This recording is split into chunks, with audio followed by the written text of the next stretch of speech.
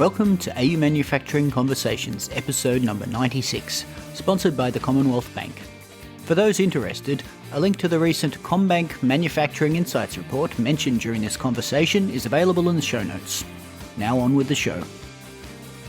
Matt, Maria, thank you very much, both of you, for joining us on AU Manufacturing Conversations. Thank you, Brent, for the opportunity. Yeah, thank you, Brent. Good to be here. A pleasure. So let's introduce you both to the audience. Could you both, whoever wants to go first is up to you, but could you both please, in whatever order, let us know a little bit about yourselves and what you do? My name is Maria Christina, and I'm the National Manager for the Manufacturing and Supply Chain within the Commonwealth Bank Business Banking. I lead the manufacturing and supply chain specializations in our business banking, and my role is to provide industry insight and services that supports our clients and our bankers. Part of my role includes commissioning industry reports, which includes our Manufacturing Insights Report, which Matt and Manuko is one of the featured case study in the report. We also commission other industry articles. And I also am responsible for organizing industry events and providing our bankers and our clients with industry news so that they can stay ahead. And that's me. Wonderful. Over to you, Matt. Yeah, my name's Matt Hardie. I'm the founder and director of a business called Manuko. We make a range of premium organic products and chocolate treats that we supply to cafes and retailers across Australia. And yeah, our mission is to create extraordinary products that deliver moments of joy while fostering a healthier life. Wonderful. So I always like to know a bit of an origin story for context's sake and for reasons of curiosity, I guess. I would like to know, and I'm sure the audience would, how you got started, please. Sure. So, I guess the starting point was really 2007. I was 22 and I was working at a large corporation, I guess, in Melbourne CBD. And I was having a midlife crisis early on. I had a bit of a crisis of meaning in regards to my work. And I was really questioning what I wanted to do with my life because I just didn't see myself going down that career path. And also I was becoming more and more passionate about health and well-being. And I found a great lack of availability of organic food. Being in Melbourne, and every lunchtime I was struggling to find something that was healthy, that was accessible and organic to eat. The initial inspiration was back then, and it was really what I wanted to see in the world, which was organic food available and accessible to everyone. And then with that, that was just the initial vision. It wasn't a business plan. It was just more like an inspired vision. Then I left that job. I decided it wasn't for me. And instead I went traveling. I studied Kung Fu in China. I hitchhiked across Sweden. I lived in a yurt in Switzerland. I did a lot of crazy stuff and ended up meeting my future partner who's from Norway. And we live together now in Australia. And then I came back to Melbourne, or got slammed back to Melbourne in about 2010, 2011. And then I was like, well, what am I going to do now? And that's when Manuko as a business was born. It was actually 2012 in our 1-bedroom apartment. And I started selling organic whole foods online, basically. And it started extremely small, like no capital, no connections, really, no experience or very little experience in manufacturing. I had a brief stint here and there with some other companies. And then, I just started from scratch, basically. My first order was delivered on a push bike down the Merry Creek Trail in Melbourne into the CBD. And then it's just been a long and winding journey from there. So online, and you were doing farmers markets and things like that to get the word out early on? Yeah, so very early on, I was just online. That was in 2012. That journey had its own kind of arc. I started wholesaling to health food shops. And then the product just didn't quite work. It was a big learning journey. And then in 2015, I started making our current product range, just a couple of flavors. And I went to a farmer's market then. And so the business that we have today really started at a farmer's market in 2015. Okay, so what have been some of the important decisions that you can look back with the benefit of hindsight and say, okay, well, that's how we have done as well as we have, or that was a trend we were wise in noticing before a lot of other people? And what can you say in that light? Yeah, well, there's been a lot of decisions along the way, as you can imagine. There's all these little decisions that you make that as you learn and grow along the way, because it's been quite a long journey now. I'd say a few ones. First is having a core purpose and staying true to that. There's been many times along the way or, being tempted to kind of move away from it. So I've had a distributor say to me, I didn't need to use organic ingredients. People don't care about that. And I was like, well, I care. Like that's our core values. And actually our customers care. The people who are buying our products do care. So it's very important that we stay true to that. That's where the passion is. And there's certain things that we don't want to compromise on. Another thing is choosing to cut costs that don't add value to the customer. So an example of this was early on, I was using organic medjool dates, which are delicious dates. The problem with that is you have to hand pit every date, which is a very time-consuming process. They also contain moisture, which impacts the shelf life, and they're expensive. And it wasn't necessarily adding value to your customers because we process it anyway. We process it up into a mix. So change that to organic pitted dates, which completely removes the step of pitting dates. They're much cheaper, they're still organic, and they don't contain the moisture. And they don't impact the experience for customers. So that decision of cutting costs that don't add value to customers was very important. And in some cases, we increased the costs. So we were getting hazelnuts from Turkey, which they grow great hazelnuts, but there's often a lot of time in transit and in storage, and that affects the quality of the hazelnut. So much so, because we use them in all our products, in the bases of our products, and it just wasn't a good quality. So we buy from local growers these beautiful roasted hazelnuts. They're more than twice the price, but they're so much better. They're measurably better. And so I think there's some key decisions where it may not seem to make business sense, but it does, because in my view, it really increases the quality of the product. And so that goes back to staying true to our core purpose and what we're trying to deliver for people. Another thing is choosing to make our own products rather than having them contract manufactured. So I did have a contract manufacturer for a little while, and then they ended up closing down, and that was a massive challenge for me, which I can go into more if you like. But basically, the decision was to make our own products and have our own factory and do all of that work, which I knew was going to be an insane amount of work. But it's been a great decision because all the learning along the way, we own that. You learn so much as you're making a product and all about the equipment and team and so much learning. And we have that learning. It's not someone else going through those learning challenges and them developing it. We're developing that internally. And the other key decision was having, I guess, key creative constraints or a key value proposition. So for us, it's like we're all organic, we're plant-based, and we're gluten-free. The primary thing is just being organic. We're not trying to push a diet or anything like that. But it just says in terms of the products, if someone says, oh, is something gluten-free, we can confidently say everything's gluten-free, everything's plant-based, and yeah, we're aiming to use all organic ingredients.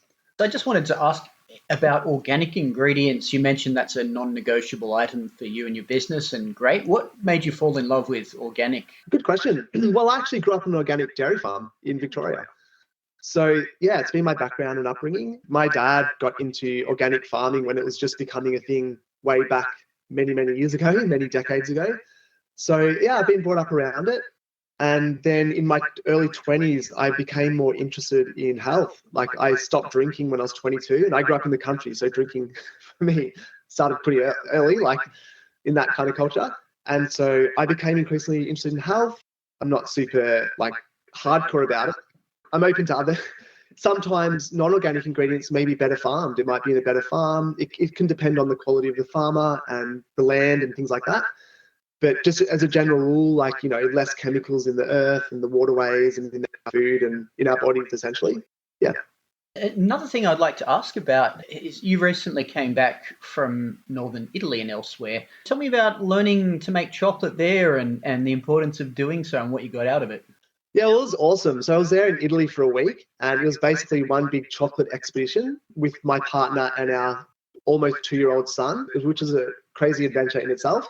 And yeah, our first stop was this place in northern Italy where we recently invested in a chocolate machine built in northern Italy. So we went to their workshop and factory, and I just did chocolate training there with a chocolate chef, I guess you could say. Yeah, so part of it was learning about the equipment itself. There's a lot of intricate parts to this machine. So that was getting some hands-on experience with that. And then just learning techniques from this guy and learning about, you know, being kind of immersed in the tradition of Italy, which was really interesting. Like, it's so different to Australia in terms of its culture. So like in Italy, it's controversial to put pineapple on a pizza. And that kind of goes through, and that's great in many ways. It's limiting as well, I think, but it's also, they have this kind of sense of purity, I think, with what they make. And like with chocolate, it's sometimes very simple ingredients to get that pure flavor.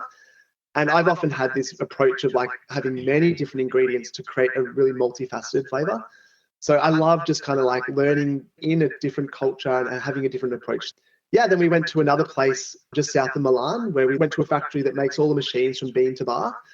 And so went through the workshop where all the different pieces of equipment taking us from the bean to the roasting to the winnowing and the cacao nib refining and all those processes. Yeah, just kind of expanding us thinking about to where we might head into next, which is not bean to bar chocolate necessarily, but yeah. You mentioned a machine you invested in and were trained on. Basically, was it a challenge to finance this piece of equipment? Why was it needed for the business? What does it offer you in terms of your growth?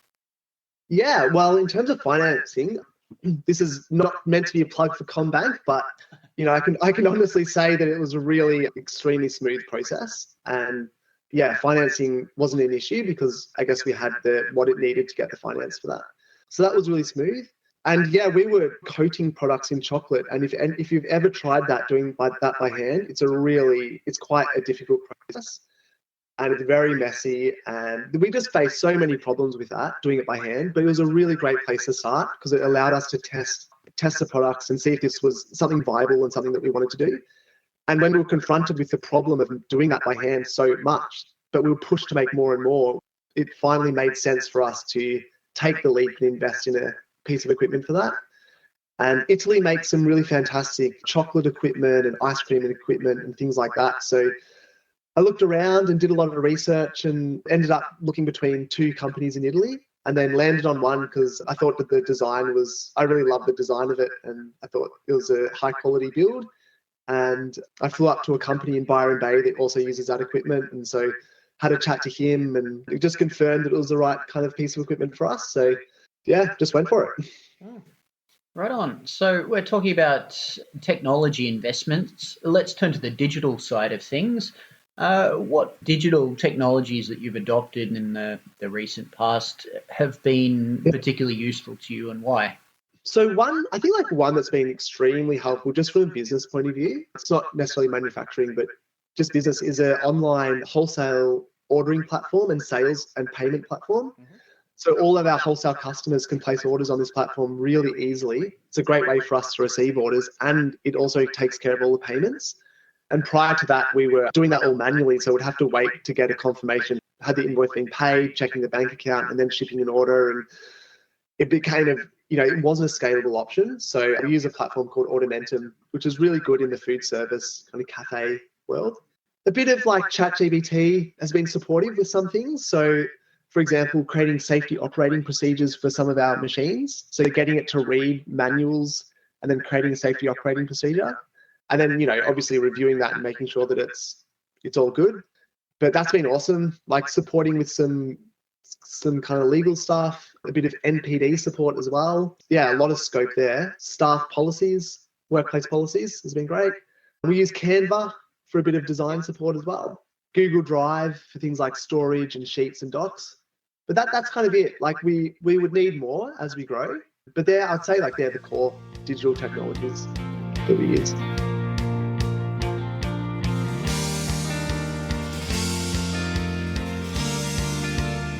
And we might bring Maria into the conversation as she's been a little quiet. Maria, welcome back. Hello, Bran and Matt. I'm still here. Good to hear. So Matt was featured, obviously, in the Manufacturing Insights Report. I'd like to get on you to explain some of the most interesting / surprising things that came out of the report, please.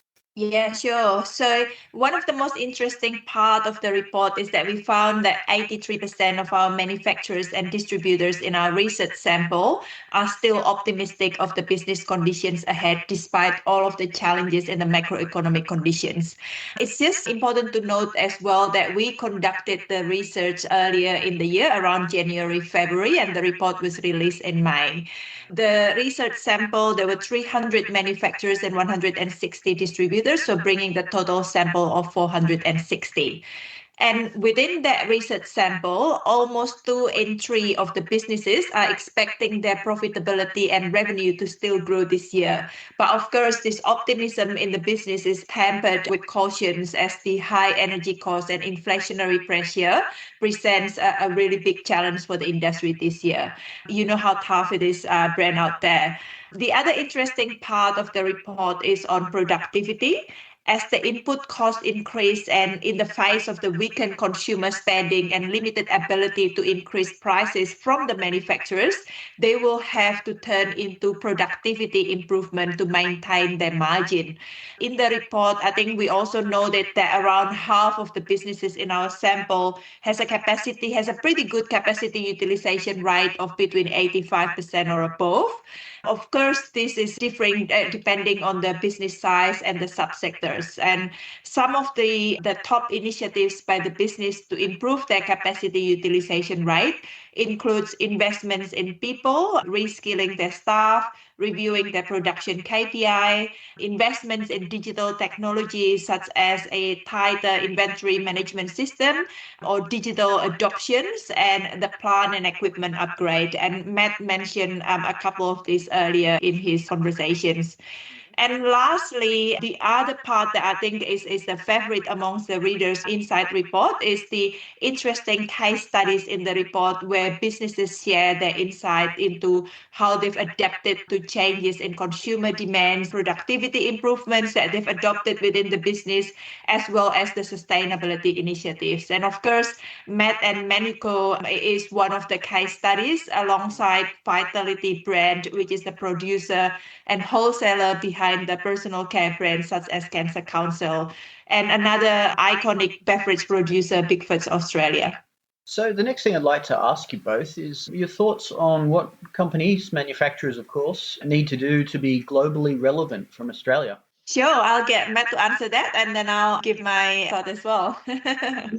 That's a good question. Like, we operate mainly in Australia. We do export to Japan once a year. So, we're not like operating globally, I'd say. But just like our approach in terms of just being relevant in general is to be original and be purpose-driven, focus on the greatness of the products and the service. It's just like, going back to the fundamentals of your business, why you exist, what you do, and just doing it extremely well. And then just being responsive to the market.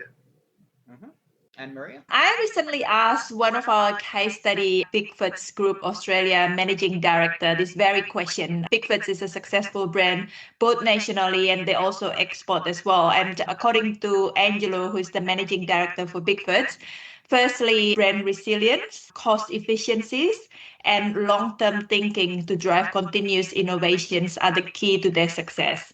Other clients that have done this well also say that undertaking strategic market positioning and having a great value product proposition, and more importantly, really loving what they do helps them to remain relevant and competitive. And lastly, the standard closing question for this podcast is, what's an issue within manufacturing that isn't getting the attention it deserves? What are your opinions on that? Maria? Yep. So from what I've been hearing, the sustainability challenge within the industry is not to be underestimated.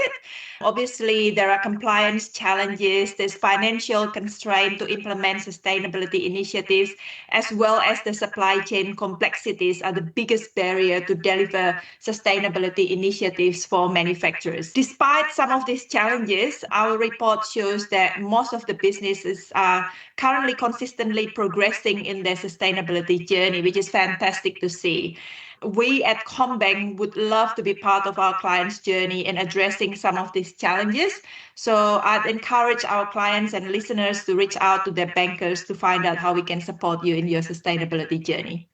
I would just say generally manufacturing is hard work, and it's amazing. Like, it's such an amazing field to be in. And just, for me working in it every day, it's like you're making stuff and that's really cool.